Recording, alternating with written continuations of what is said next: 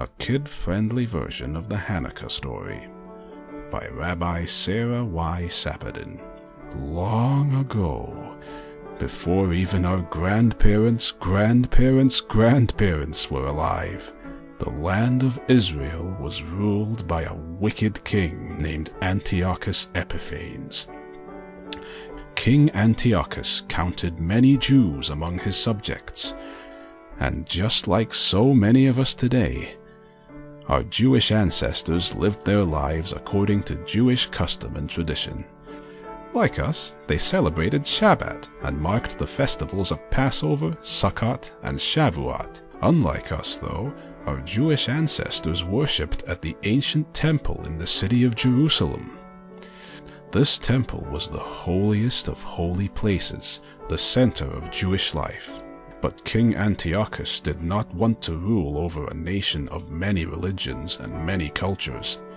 He wanted to rule one nation with one religion and one culture. He wanted all the people of his land to live the way he lived, and to pray the way he prayed, according to Greek customs. And this meant that he did not want the Jewish people to dress differently, or worship differently, or eat differently. Under King Antiochus, the practice of Judaism was completely abolished. He forbid the Jews from celebrating Shabbat, and he forbid the Jews from observing the festivals. He also forbid the Jews from reading or studying Torah, and he turned the holy temple into a place that became very unholy, making a real mess by setting up idols and altars to Greek gods inside. Many Jews were afraid for their lives, so they felt forced to follow the king's orders. But perhaps worst of all, King Antiochus forbid Jewish worship in the temple.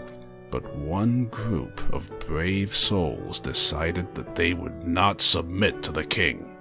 They would not worship foreign gods or give up their Jewish way of life.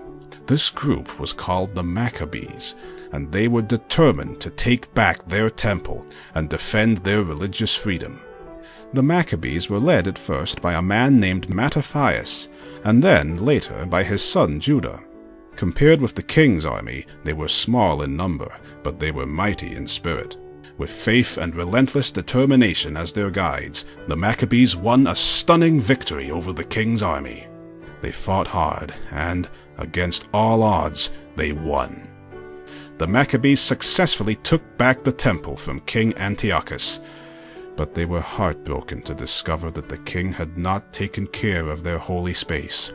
They got to work cleaning and purifying it, and they removed all the foreign idols and altars the king had set up inside. They lovingly cleansed every inch of the temple. And then, on the 25th day of the month of Kislev, the Maccabees held a glorious rededication ceremony. The word Hanukkah means dedication, and it comes from the moment when the temple was triumphantly returned to the Jewish people. The most famous story about that rededication comes from our Talmud, where we read that, when the Maccabees walked into the temple, they found only enough oil to light the menorah lamp for one day. But miraculously, that small amount of oil lasted for 8 days, which is exactly how long it took to get new oil.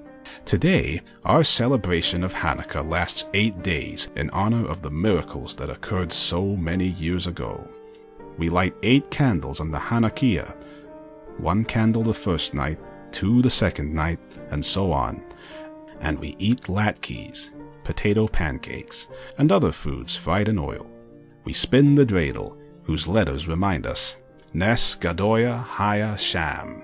A great miracle happened there.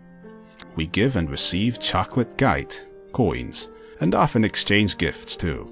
With every Hanukkah candle we light, we illumine the most important messages of all, that we must always work to find light in the darkness, and we must always work to keep the light of religious freedom burning for all people for all time.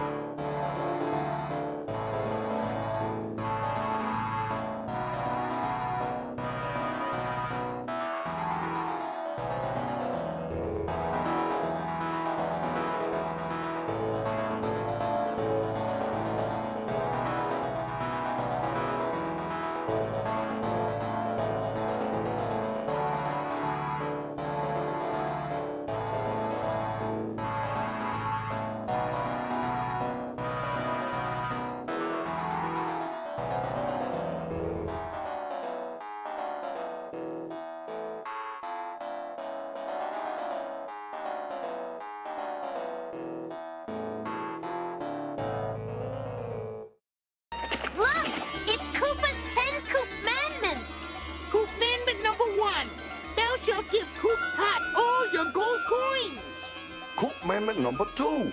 Thou shalt hire no plumbers. Mamma mia, look at Commandment number 6. Thou shalt eat no pasta. This time, that crummy Cooper's gone too far.